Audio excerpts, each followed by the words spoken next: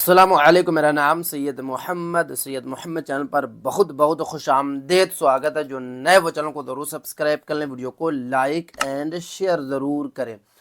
उर्दू अनुवादक नई बहाली 2024 उर्दू ट्रांसलेटर की नई बहाली आ चुकी है। फॉर्म जो है निकल चुका है।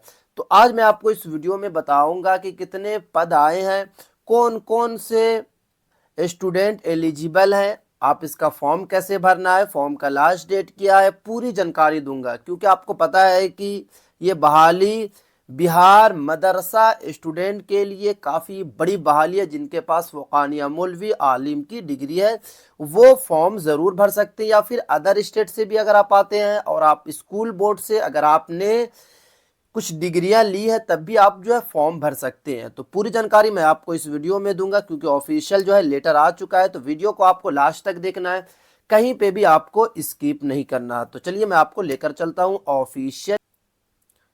यहाँ पे आप देख सकते हैं कि ये ऑफिशियल जो लेटर निकाला गया है बिहार विधानसभा सचिवालय पटना से ऑफिशियल जो है लेटर निकाला गया।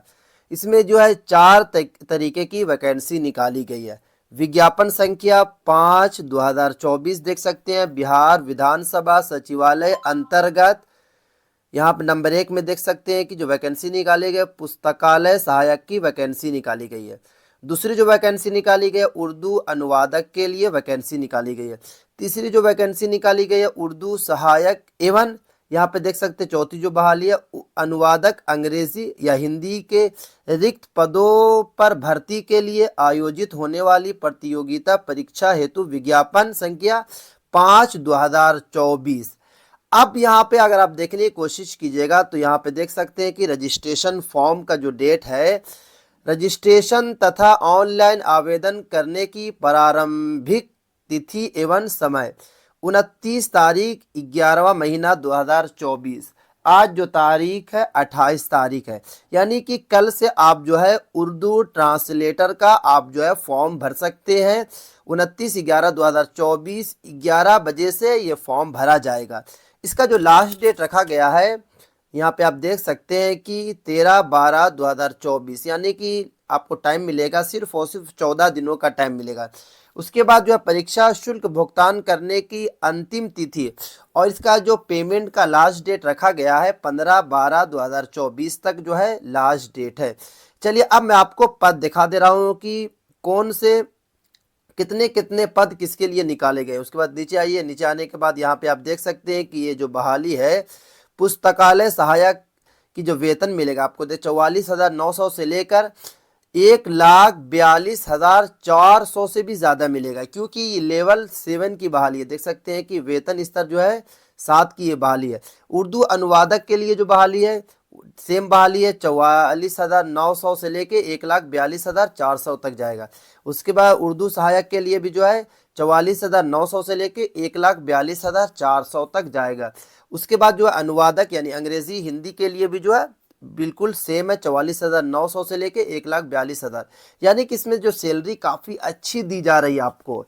और इसमें क्या होता है कि आपको ट्रांसलेटर करना है, कैसे करना मैं आपको वो भी बताऊंगा। चलिए अब आपको बता दे रहा हूँ वैकेंसी के बारे में कि कितने कितने पद निकाले गए। तो यहाँ पे आप देख सकते हैं कि पुस्तकालय सहायक की जो वैकेंसी निकाली गई है वेतन स्तर लेवल 7 के लिए है। अनारक्षित के लिए यहाँ पे वैकेंसी नहीं निकाली, सिर्फ और सिर्फ जो निकाली गई पुस्तकालय सहायक के लिए अनुसूचित जाति के लिए 1 पद निकाला गया है और अत्यंत पिछड़ा वर्ग के लिए जो है 1 पद निकाला गया। अगर आप अनारक्षित से आते हैं या फिर आर्थिक रूप कमजोर वर्ग से आते हैं तो आप यहाँ पे एलिजिबल नहीं है, आप फॉर्म नहीं भर सकते। टोटल जो पद 2 पद निकाला गया। उर्दू अनुवादक के लिए जो बहाली निकाली गई है देख सकते सिर्फ और सिर्फ 1 पद निकाला गया।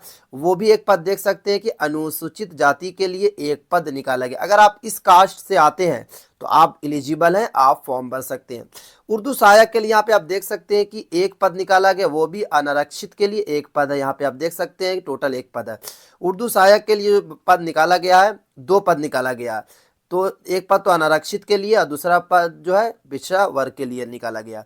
अनुवादक अंग्रेजी या हिंदी के लिए निकाला गया है, 1 पद निकाला गया अनारक्षित के लिए और 1 पद जो है अत्यंत पिछड़ा वर्ग के लिए निकाला गया। टोटल देख सकते हैं कि 2 पद। तो अगर मैं पूरा काउंट करूंगा तो 5 और 2 7 यानी कि 7 पदों पर जो है उर्दू ट्रांसलेटर की बहाली निकाली गई है। ये काफ़ी अच्छी वैकेंसी है, खास करके बिहार मदरसा के स्टूडेंट के लिए जो जिनके पास फ़ुक़ानिया मौलवी आलिम की डिग्री है। चलिए अब आपको आता हूँ, इसमें शैक्षणिक योग्यता क्या होनी चाहिए। सबसे इम्पोर्टेंट है शैक्षणिक योग्यता। देखिए यहाँ पे बताया जा रहा है कि अगर आपको पुस्तकालय सहायक के लिए अगर आपको फॉर्म भरना है तो आपके पास जो क्वालिफिकेशन होना चाहिए, राज्य सरकार केंद्र सरकार द्वारा मान्यता प्राप्त विश्वविद्यालय से पुस्तकालय विज्ञान में स्नातक के साथ किसी विषय में स्नातकोत्तर की उपाधि, यानी कि आपके पास जो है ग्रेजुएशन आपका होना चाहिए। लाइब्रेरियन में अगर आपने ग्रेजुएशन किया है तो आप एलिजिबल हैं, और साथ में आपके पास जो है स्नातकोत्तर यानी कि पीजी की भी डिग्री होनी चाहिए, जिसको आप जो है एमए बोलते हैं, यानी कि मास्टर ऑफ आर्ट्स अगर आपके पास है जो आपने लाइब्रेरियन में किया है तो पुस्तकालय सहायक के लिए आप एलिजिबल हैं। चलिए उसके बाद आप नीचे आना, नीचे आने के बाद अगर नीचे की अगर मैं बात करूं तो नीचे यहाँ पे देख सकते हैं कि उर्दू अनुवादक के लिए क्वालिफिकेशन जो आपके पास होनी चाहिए, राज्य सरकार केंद्र सरकार द्वारा मान्यता प्राप्त विश्वविद्यालय से हिंदी में स्नातक या समकक्ष की उपाधि जिसमें स्नातक में भाषा का एक विषय उर्दू आवश्यक हो, अथवा नंबर 1 आप पहले समझिए, यहाँ पे बताया जा रहा है कि उर्दू अनुवादक के लिए जो है आपको ग्रेजुएशन होना चाहिए, हिंदी में हो इंग्लिश में हो, और साथ में क्या है कि उर्दू का एक विषय होना चाहिए ग्रेजुएशन में। यहाँ पे बताया गया है स्नातक का मानी मतलब होता है ग्रेजुएशन, अथवा यानी कि या फिर अगर आपके पास दूसरी डिग्री क्या होनी चाहिए, अथवा राज्य सरकार केंद्र सरकार द्वारा मान्यता प्राप्त विश्वविद्यालय से उर्दू में स्नातक उपाधि जिसमें स्नातक में भाषा का एक विषय हिंदी आवश्यक है। यानी कि यहाँ पे अगर आपने हिंदी में ग्रेजुएशन किया है और आपके पास जो है उर्दू में आपका एक सब्जेक्ट है तो आप एलिजिबल उर्दू ट्रांसलेटर के लिए। या फिर आपको पता है कि बहुत सारे ऐसे कैंडिडेट हैं जो आलिम किए हुए हैं, तो आलिम में आपके पास क्या होना चाहिए, एक सब्जेक्ट जो है हिंदी होना चाहिए, यानी कि उर्दू में आपने ग्रेजुएशन किया है और अगर आपका एक सब्जेक्ट जो है 100 नंबर का जो है हिंदी है तो आप एलिजिबल हैं। अगर आपका सिर्फ और सिर्फ उर्दू किया, उसमें आपने हिंदी नहीं रखा है ग्रेजुएशन में, तो आप यहाँ पे एलिजिबल नहीं है, उर्दू अनुवादक के लिए एलिजिबल नहीं है। अब चलिए तीसरे नंबर की मैं बात करता हूँ उर्दू सहायक के लिए, क्योंकि मैं आपको थोड़ा सा डीपली बता रहा हूँ तो इसलिए वीडियो थोड़ी सी लॉन्ग जाएगी, बट आपको कहीं पे भी स्किप नहीं करना।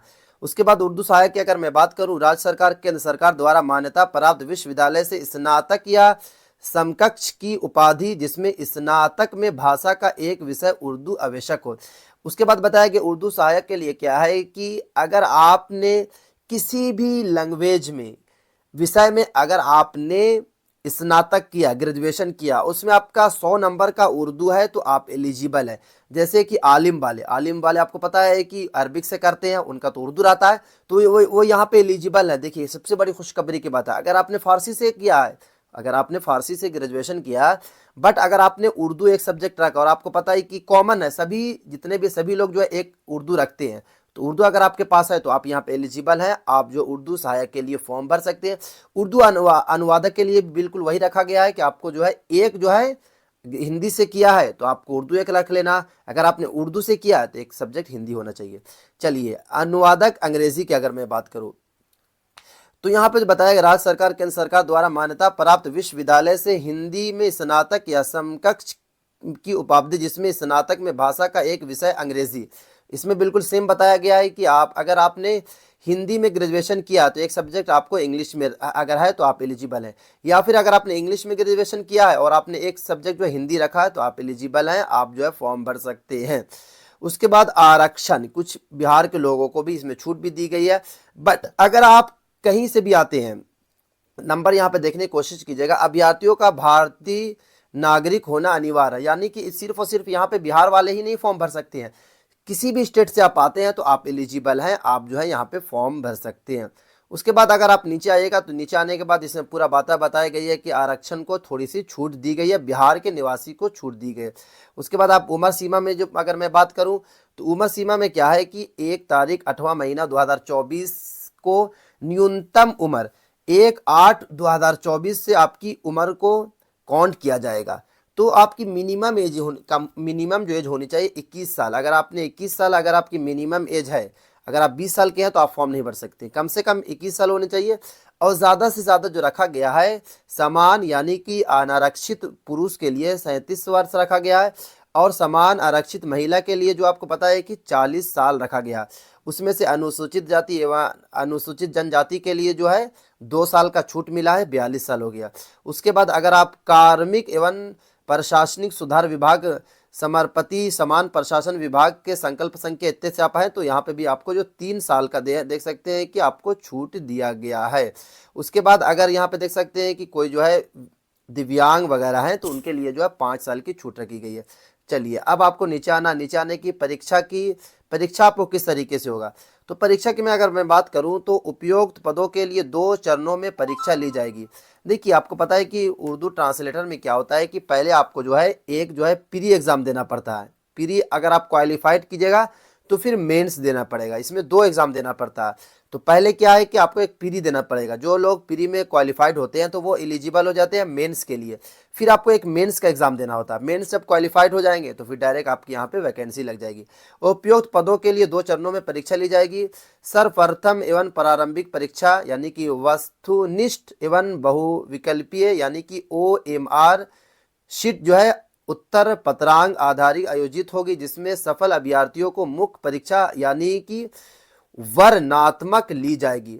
पहला तो आपको जो एग्जाम होगा OMR शीट वाला एग्जाम होगा। अगर आपको क्वालिफाइड कर लिया तो फिर आप जो है मेंस के लिए एलिजिबल हो जाएंगे। और मेंस में क्या होता है कि आपको लिखना होगा। जैसे कि इसमें क्या होता है कि उर्दू ट्रांसलेटर में अगर मैं बात करूं, उर्दू ट्रांसलेटर अगर आपको उर्दू अनुवादक बनना है, उर्दू सहायक बनना है, तो इसमें क्या होता है कि जैसे कि हिंदी है तो हिंदी का पूरा आपको एक पैराग्राफ दे दिया जाएगा, बड़ा सा पैराग्राफ। उसमें बताया जाएगा कि हिंदी को जो आपको उर्दू में ट्रांसलेट कीजिए। या फिर इंग्लिश वाले बन रहे हैं तो इंग्लिश वाले को क्या किया जाता है कि इंग्लिश का पूरा आपको पैराग्राफ दे दिया जाएगा। उसमें बताएगा कि इसको हिंदी या फिर उर्दू में ट्रांसलेट करें। यही ट्रांसलेटर होता है। आपको जॉब ये नहीं करना, जॉब जो सरकार आपसे दूसरी जॉब कराएगी, मगर यहाँ पे एग्जाम जो आपका ट्रांसलेटर का लिया जाएगा। उसके बाद आप नीचे आएंगे, नीचे आने के बाद यहाँ पे बताया हुआ सब बताया गया है। और उसके बाद बताया गया कि प्रारंभिक परीक्षा जो कितने नंबर की होगी, तो यहाँ पे आप देख सकते हैं कि परीक्षा वाले में बता दो, इस परीक्षा के सभी प्रश्न वस्तुनिष्ठ प्रकृति से बहुविकल्पीय यानी कि आपका जो है एक नंबरिया होगा। उसके बाद प्रश्नवार बहुविकल्पीय उत्तरों में से किसी एक उत्तर का चयन अपेक्षित होगा। परीक्षा की अवधि 2 घंटे की होगी, 2 घंटा का होगा। और कुल प्रश्न जो होगा, प्रश्न जो दिया जाएगा, क्वेश्चन दिया जाएगा 100 का होगा। प्रारंभिक परीक्षा कुल 400 अंकों की होगी, जिसमें प्रत्येक प्रश्न जो है 4 अंकों निर्धारित होगा। यानी कि पहला जो आपका जो एग्जाम होगा प्री वाला, वो तो आपका 100 नंबर का होगा। मेंस में इसमें जो रखा गया है वो मेंस आपका जो एग्जाम होगा वो 400 नंबर का होगा। उसके बाद इसमें बताया गया कि कितना नंबर जो है आपको लाना है पास के लिए। देखिए अगर मैं बात करूं पास की, अगर मैं बात करूं तो देख सकते हैं इसमें बताया गया समान वर्ग के लिए 40% पासिंग है। उसके बाद पिछड़ा वर्ग के लिए 36 पॉइंट ये है। उसके बाद यहाँ पे पिछड़ा वर्ग के लिए, महिला के लिए जो अत्यंत पिछड़ा वर्ग के लिए 34% है। उसके बाद जो कुछ और बातें नहीं बताई गई है, मेन जो मैन थी वो मैं आपको बता दिया हूँ कि अगर आपके पास ये सब क्वालिफिकेशन है तो आप ज़रूर फॉर्म भरें। ऑनलाइन आवेदन पत्र भरने की संबंधित तिथि की अगर मैं बात करूं तो देख सकते हैं, मैंने कल ही आपको पहले ही बता चुका हूं कि 29 तारीख से, कल के दिन से फॉर्म भरा जाए, 11 बजे से फॉर्म भरा जाएगा। इसका लास्ट जो डेट रखा गया 13/12/2024 तक इसका जो है लास्ट डेट रखा गया। अब इसमें बताया गया कि क्या क्या आपका फॉर्म में जो है कैसे आपको फॉर्म भरना है। तो ये वाला जो है आप इसको पढ़ सकते हैं कि क्या क्या आपको अपलोड करना है, क्या क्या आपको डॉक्यूमेंट्स लेकर जाना, साइबर कैफ़े वगैरह में आप जो है फॉर्म भरवा सकते हैं। आलिम वाले ज़रूर फॉर्म भरें, मेहनत करें, मेहनत से ही कामयाबी मिलती है। काफ़ी बड़ी अपॉर्चुनिटी है। भले आपको लग रहा है कि 7 पद ही तो निकाले गए, इतने कम पद निकाले गए, आपको ये नहीं देखना है कि 7 पद निकाले गए। ये देखना है कि अगर आपकी यहाँ पे नौकरी हो गई तो आपको जो है स्टार्टिंग सैलरी ही आपको जो है 44,000 प्लस आपको जो है 900 रुपया दी जाएगी। यानी कि अगर मैं बात करूँ तो लगभग जो है 45,000 रुपया स्टार्टिंग सैलरी मिलेगी। क्योंकि हमारे जानने वाले खुद ही उर्दू ट्रांसलेटर में अभी जॉब कर रहे हैं। आपको पता है कि अभी तो ही उर्दू अनुवादक का भी जो आपको पता है कि रिजल्ट आया, सहायक अनुवादक का। तो आप लोग मेहनत करें, बिल्कुल सेम वैकेंसी है, 7 पद निकाले गए हैं, बट इसमें क्या है कंपटीशन हाई होगा, मेहनत थोड़ा सा ज़्यादा करना होगा। इसमें सिर्फ और सिर्फ क्या होता है कि ट्रांसलेट करना, और इसमें कुछ नहीं होता है। तो ये थी काफ़ी इंपॉर्टेंट वीडियो। अस्सलाम वालेकुम।